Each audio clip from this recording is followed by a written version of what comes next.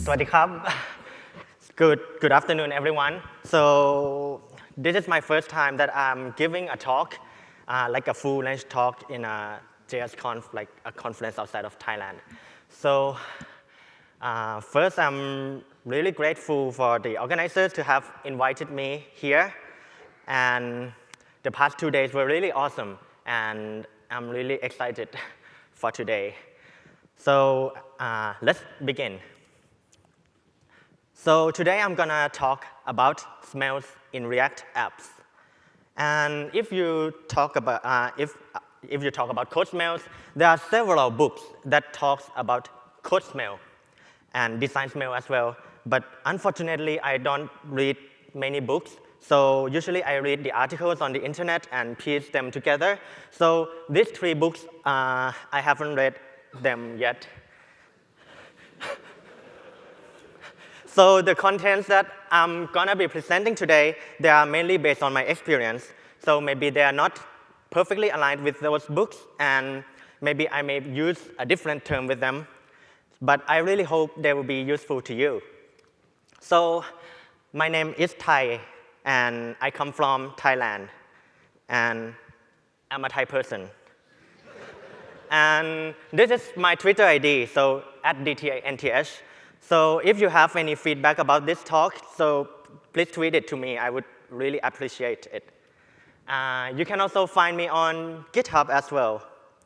So with that said, let's start. So I really like to build software for fun, just like Tim Homan said in his previous talk. So in my free time, I really like to work on side projects. So this is one. This one is a web-based musical instruments, and there are several instruments you can choose from. I demoed it in JSConf.Asia 2016 in a lightning talk. Some other time, I feel like doing something a bit silly, so here I created a Windows 2000 theme for Atom text editor.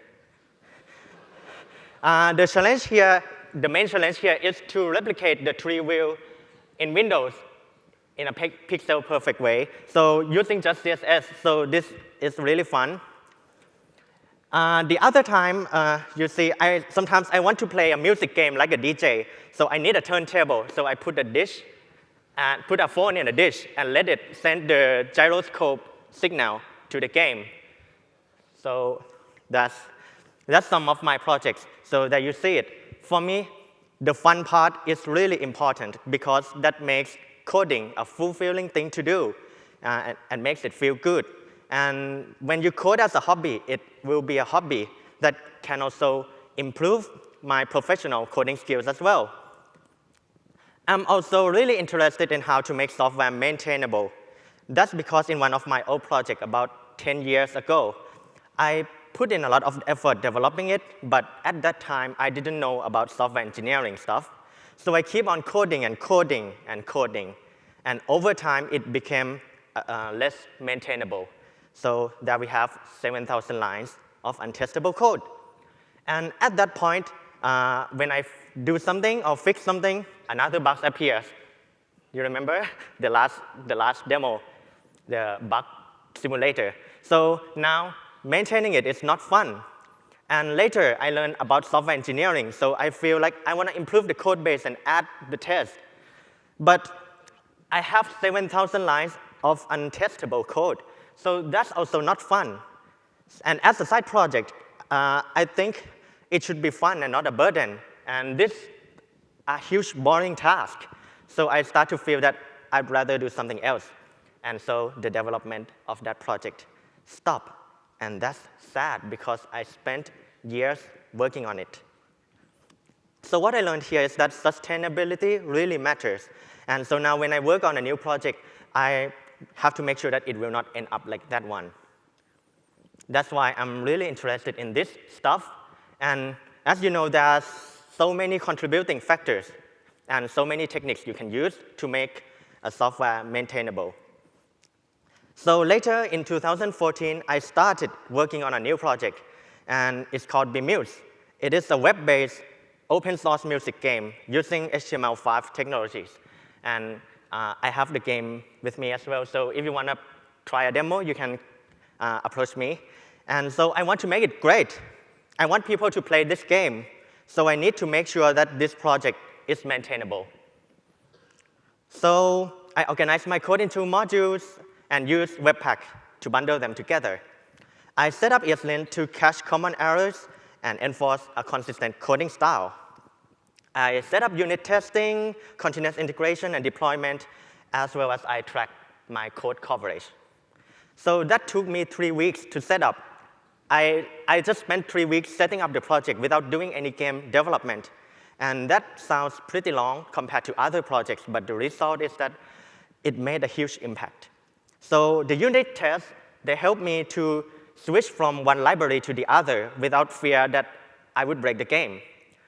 A decoupled architecture allowed me to try out different Vue libraries. I tried it 2 times without having to rewrite the whole app. And putting implementation details behind an interface lets me switch to a new backend service without having to make a sweeping change across the whole code base. Also, some features, I can prototype it in one night. So in that project, I learned that a good code base is like a clean table. So where I can experiment quickly and prototype new ideas right away without having to first move so many stuff that's getting in my way. So after I implement the idea, if the experiment was successful, I try to refactor the code base to be clean again, ready for more experiments to come in the future. So I've been maintaining this for about 3 years now, and I'm still maintaining it.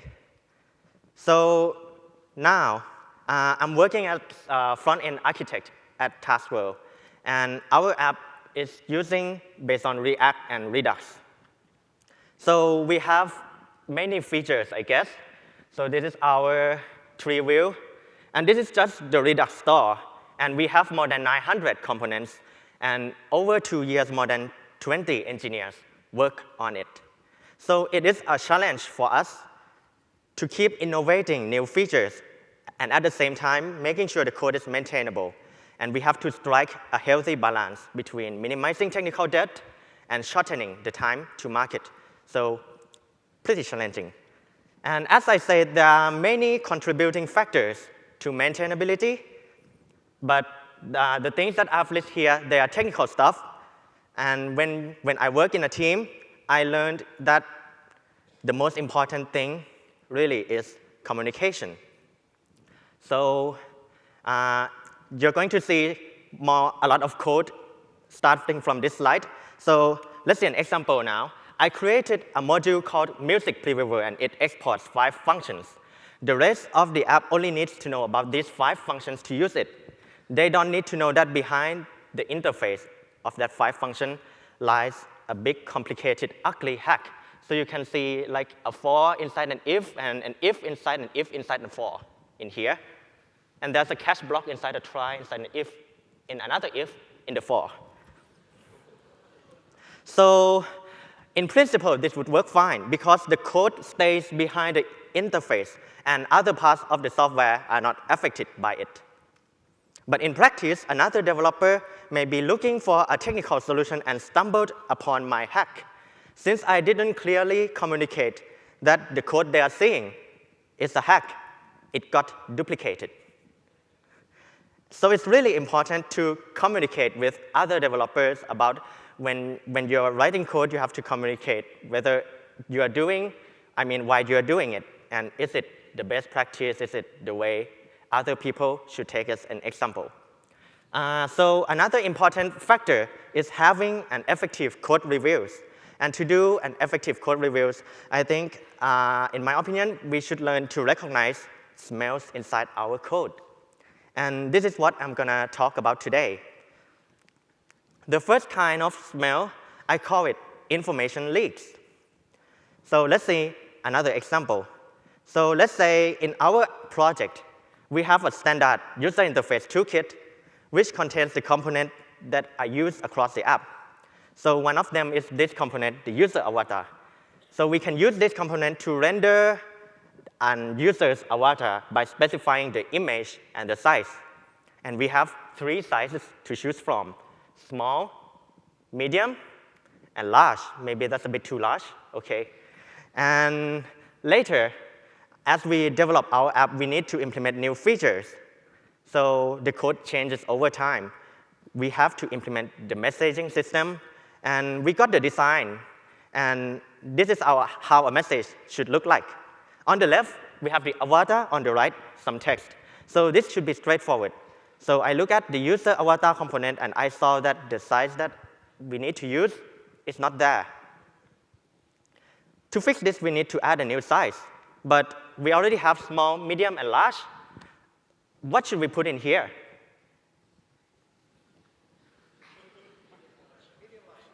Medium, large? Quite large? OK, so we did the most obvious thing that makes perfect sense.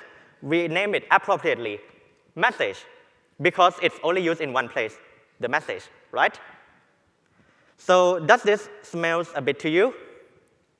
Yeah. So let's keep going in for now. So a few months later, I start seeing this everywhere in other places that's not related to the message at all. So what happened here? Let's step out a bit. So we have the message component, which is a specific feature. It belongs to a specific feature. We have the user avatar, which is a generic user interface component.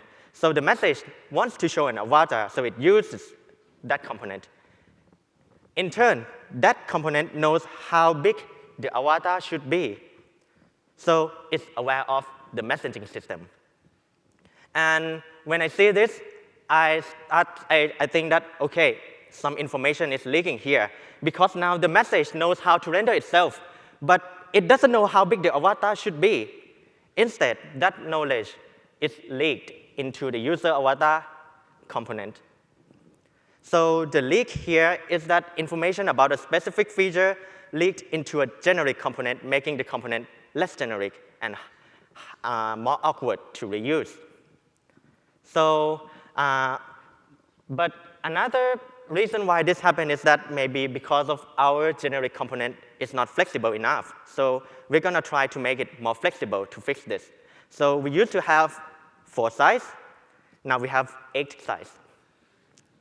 And now the message can pick a size from the catalog. And we don't need to make any awkward change to it anymore. But there's still a pitfall here. What would happen if we want to make a new size between L and XL? We may need to adjust the size table again, and maybe we have to go through the code base and move XL to XXL, XXL to XXXL, and so on. But fortunately, at Taskworld, this is flexible enough for us, so we don't have to do that. But if you really want to make it really flexible, you can let the user specify the size in pixel. That's really flexible, but it may go out of control, right? So to keep things under control, you can specify a list of allowed sizes. So there are trade-offs to all of these 3 approaches. So this is an example where a smell calls for a bit of code restructuring. But sometimes all you have to do is just changing the name. Let's see another example. Again, we have a standard user interface toolkit, and we have a button which the user can click. We also have a pop-up menu that the user can select an item from it. So help me with this. I have a button. I have a menu.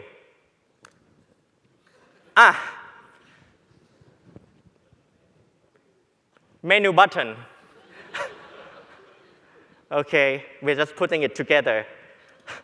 So this menu button, you can click on it, and a menu opens, and you can select items from it. But the catch here is that the button must appear to be pressed while the menu is open. Only until the menu is closed, then the button can return back to the original state.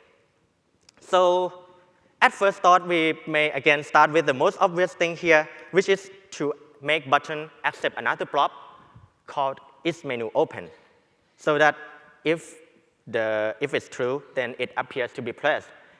But again, does it smell a bit? That's because now the button is now aware of the menu, which is an entirely unrelated concept. So thinking a bit deeper, we see that the button doesn't really need to know about the menu, but it only needs to know whether the button should appear to be depressed. This example shows that a simple naming change can entirely communicate a different thing. So when people say, it's just a name, so naming is really important. So for this kind of smell, when I review code, I try to ask myself, does this really need to know about that? So that's how I do it. The second smell, I call it low cohesion. And cohesion here means that related things stay close together. Let's see more examples here. So now for our app, we need to create a navigation bar. And it looks like this. So if I use React Bootstrap, implementing this should be straightforward. So first, I need an app bar inside it, a header which contains the app's name, and then several items, which is shown here. So that's it. So far, so good. Again, we need to implement new feature, and this time it's going to be the authentication system. And we need to update the navbar to display these two guys at the right. So let's do it. First, I'm gonna take in some props so that we can figure out how to display the navbar correctly. We're gonna figure out whether the user is logged in or not, and then at the bottom, we're gonna at the right side of the navbar, we're gonna add the navigation item accordingly. Okay, and now this is our presentational component, but we also need to connect to the Redux store. So we can do that using the connect function from React Redux package. So that's it. Now looking at the component, we can see that it cleanly separates into 3 concerns: selecting data, dispatching action into the store, and our rendering logic, which is the presentational component. Again, we need to implement new features. This time, 2 new features. So now we need to update the navbar again. When the user logged in, now we need to display the number of unread notifications and messages. So coming back to our code, we already see the pattern here. So let's go with the flow. So first, I'm going to select some data from the store and buy the action creators here. And then here, I'm going to take in some props according to the code at the top. Now, going down to the bottom, here's the rendering logic. So we are going to add 2 more items here. So the notifications and the message. That's it. So maybe we can zoom out a bit here. We can see the pattern here that our code is cleanly separated into 3 concerns. But these concerns are cross-cutting. That means they have to do with many different functionalities of the app. But if we look from another perspective, from a functionality standpoint, we are going to see that many functional parts, they are intermixed inside the code. And this can make it a bit hard to navigate the code. If we want to look for the code related to the navigation, we have to jump and skip over a lot of unrelated code. Let's see a real-world example. So this is an options panel from my project, Bmuse. So I need to add a new option here. So this is the existing code. Don't worry about it. But to implement this, here's where I need to add the code. First one there, the second one in the block types there, and I have to jump down 80 lines to add a new code here.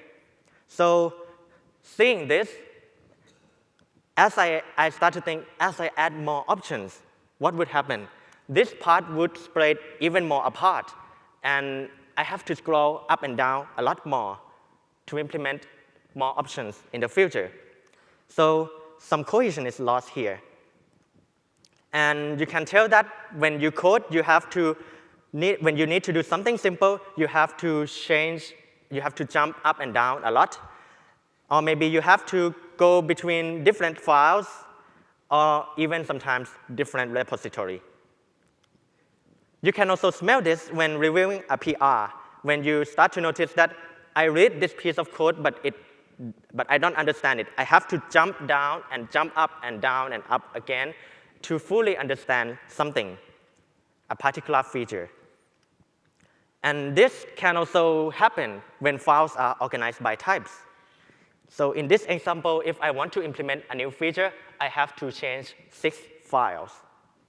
And while grouping files this way can make the app's architecture more obvious. So it's obvious we have entities, interactors, I/O, and UI here. And in a small project like Bmuse, I would say this is a pretty good way to structure. But once you have like 200 files of each type, this approach doesn't scale very well for us.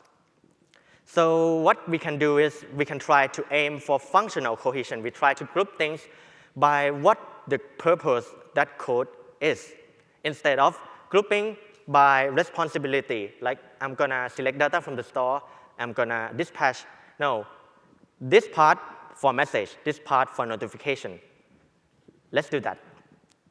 So coming back to our code, here's the navigation component. So first, I'm going to remove stuff not directly related to navigation. So this one is gone. Block types gone. And the rendering logic that has to do with user message notification, I replace them with specialized components here. So these components, these specialized components, they are smart in a way that the login, logout nav item, for example, it would know how to figure out the current authentication state on its own and renders the right thing. So let's now look at it. Again, we connect to the Redux store, we select some data, we bind the action creators, and here's our rendering logic. So that's pretty simple. And this looks pretty good because now most part of the code is now concerned with authentication and the current user. Except for these 2 lines, which renders the nav item. They are still concerned with the navigation, right? So we are losing a bit of cohesion here again, because if in the future we need to replace the nav item component with something else, we need to jump from the notification, from the navigation component at the top to here and down to other components that renders the nav item. So what can we do here? Well, we can delegate the rendering logic. So instead of hard coding the rendering logic here, we let the user of this component specify its own rendering logic as a function. So I'm going to add some block types to make it more clear. So now, this component is now only concerned about the current user and the authentication state. It's no longer concerned about how to render it. It belongs to someone else now. So this component is no longer related to navigation. It's just authentication, so I'll just name them auth. And by doing it this way, the auth component can be reused in other parts of the app, such as maybe displaying some kind of content only when the user is logged in. By the way, this technique that we delegate the rendering logic to the users of the component is now officially known as render props. And just the past few weeks, this just got into the official React documentation. So let's come back to our navigation component. So at the bottom, instead of using a specialized component, thus moving the nav item down to other parts of the code, we can use the auth component here and specify how to render when the user is logged out and logged in accordingly. So now you can see all the nav items are grouped here. So all we have to do left is to change the notification and messages to use the same pattern. Then all the nav items are going to be grouped in the navigation component. Finally, the auth component here. If we look at it, the objective of this component is to connect the user interface, which is here, the navigation bar, but it can be something else, as I said, to the data source, which is here, the current authentication state. So at Taskworld, we call this kind of component a data connector component. So to recap, once a component grows bigger, it can be hard to maintain. So if we try to split the component, the most obvious way may be doing something like this, separate the logic part from the real part. But this can lead to the code losing its cohesion, especially when one part would not make sense without the other. We can try to split the code by the functional goals that it's trying to achieve. And if we do this right, it's easier to make these components reusable in other parts of the app. So in conclusions, in code reviews, we usually review code for consistency, for readability. We usually review for logical correctness. And these qualities are relatively simpler to review. But design smells, they are quite subtle.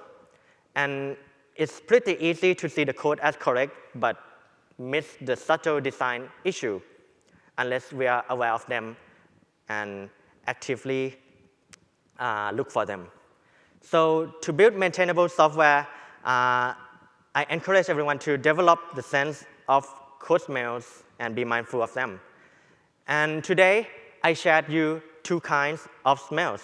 And these are the kinds of smells that I encountered most in my professional life, coding. And I don't know of any ways that we can detect these smells automatically, especially when it's concerned with naming. So we can check that we are doing camel case, right? But we cannot check automatically whether this component should know about the other component. So some human expert is required here. And so when writing and reviewing code, I would like to encourage you to look for this kind of smells and other smells as you can find in the web, and take note of them. Last but not least, not all smells are bad.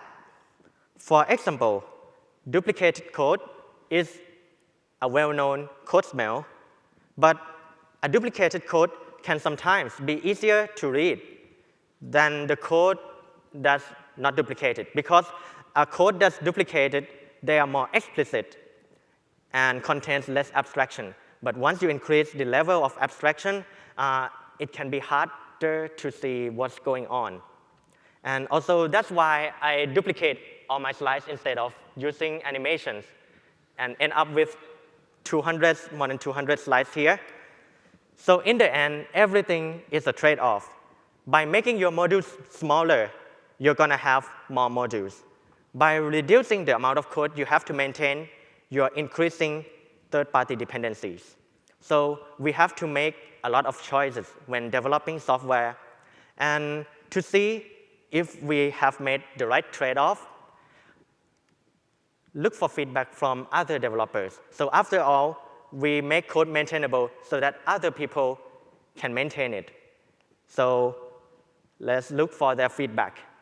So that's all I want to share today. Thank you, everyone, for listening.